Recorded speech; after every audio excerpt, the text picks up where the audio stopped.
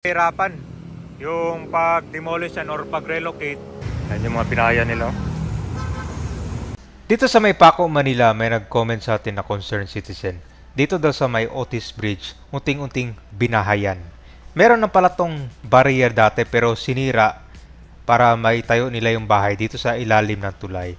Pero dito kasi, pag nagpatayo sila ng bahay dito, dadamihan sila. Tapos literally, nasa danger zone din sila. Ngayon, napuntahan ito ng clearing team para tanggalin yung mga kalat dyan at para syempre hindi siya bahayan para hindi ring dumami. So dito po yan sa may UN, papunta na rin to ng Osmeña Highway. So ngayon kami puntahan natin ngayon after ma-clearing itong mga kalat dyan. Okay, so nandito na tayo UN, papunta na to ng Quirino Avenue. So ang pupuntahan natin ngayon, itong ilalim ng tulay, nagkaroon na ito ng clearing operation. Yung Otis Bridge kasi ginagawang squatting area. Ang daming mga natanggal doon. Ito yung tinatanong ng taga Pandacan, Manila. Yung tulay doon kasi pag nagsimula yung mga kubol-kubol dyan kapag dadami. Pero tingnan natin, dyan lang sa may tulay yun, no?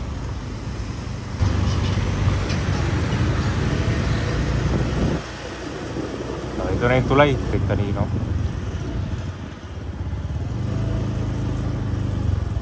Punta na to ng Quirino Avenue.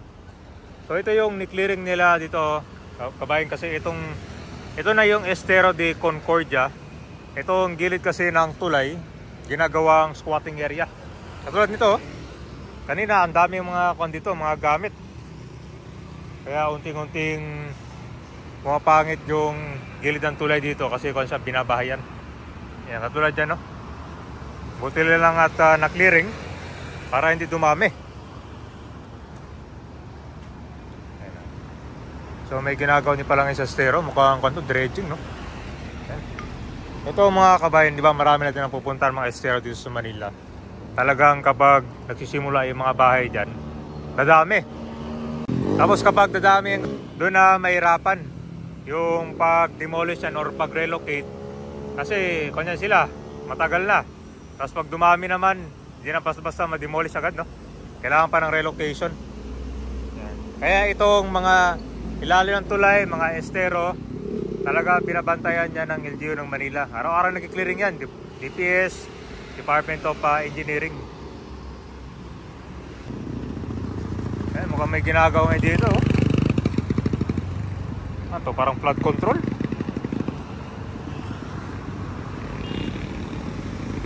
Estero de Concordia. Yan yung mga basura talaga dyan. Sabihin, dito na tayo. Yan. So dito, oh. Grabe, binutasan pa. Yung mga ginawang bahay. Ay, may mga squatter dito. Sir, parang demolition o clearing lang? Ito pala sir, binutasan pala to.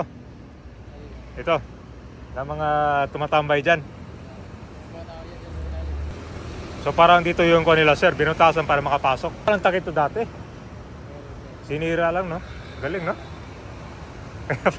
Kaya pala nakapasok. May tao pa dito? Meron pa. Kaya ba, ito po yung Otis Bridge.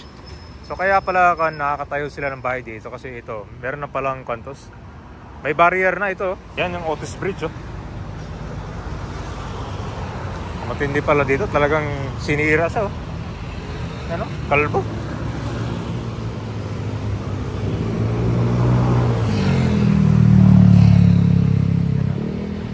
Ginawa siyang taguan. Buti at naagapan nila, no?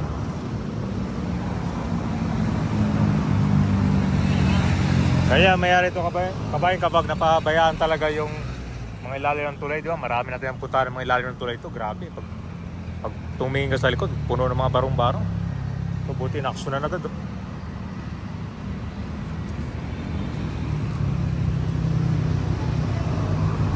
Sinira pala, ganyan yung itsura niya dati, oh. Yan yung original.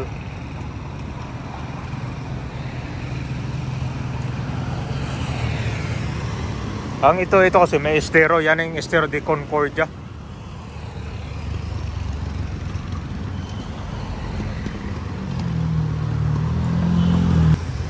yung mga binahayan nila.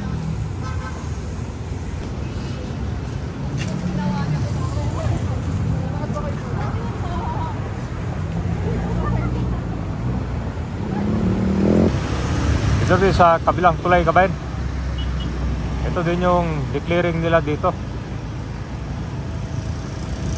Ito kasi mga gilid na yan, yun yung mga paboritong ambaka ng mga basura. Ito, nalinis na rin to. Kabilang tulay lang to, ha.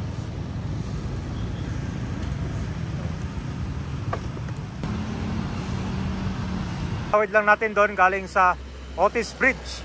So ito yung kinoment sa atin ng concerned citizen kapag napapadaan daw sila dito sa bangketa. Amoy etchas. So talaga naman kung ka ba yung tinan mo, naging dugyot. Nilagyan na pala to ng barrier, oh. So talagang talaga medyo maamoy dito. Parang doon sa Quezon Bridge na ginagawang etchasan. Saka kanila lang may nagkuhan dito, may nagpasample. Grabe. Dito po yun sa kanto. I think ito na yung Estero de Paco, eh. Ayan, napuno siya ng mga kalat, oh. Grabe nangyari dito sa tulay, oh. Talagang binaboy. Puno pa ng mga basura.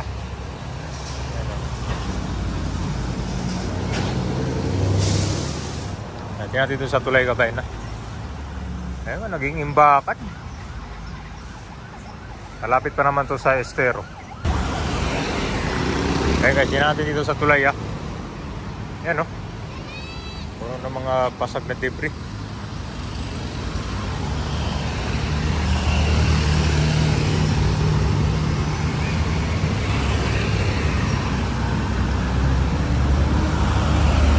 Ito kapag kinamay sa Otis Bridge, diba? Nilagyan na siya ng barrier. Pero kung di siya, sinira. Ganun katindi rin, diba?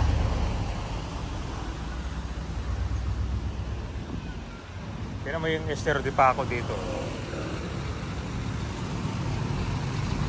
Malinis kasi konto. Meron ding nagme-maintain dito sa Estero na to, eh.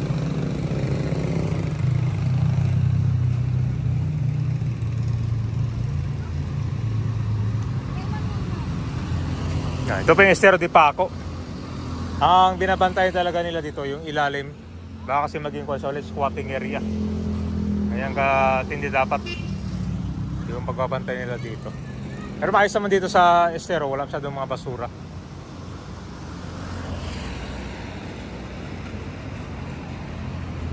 So yan pa yung ating kabayan na kinoment ng ating mga taga Pandacan, Manila. Or dito malapit sa UN Avenue sa may kalsada.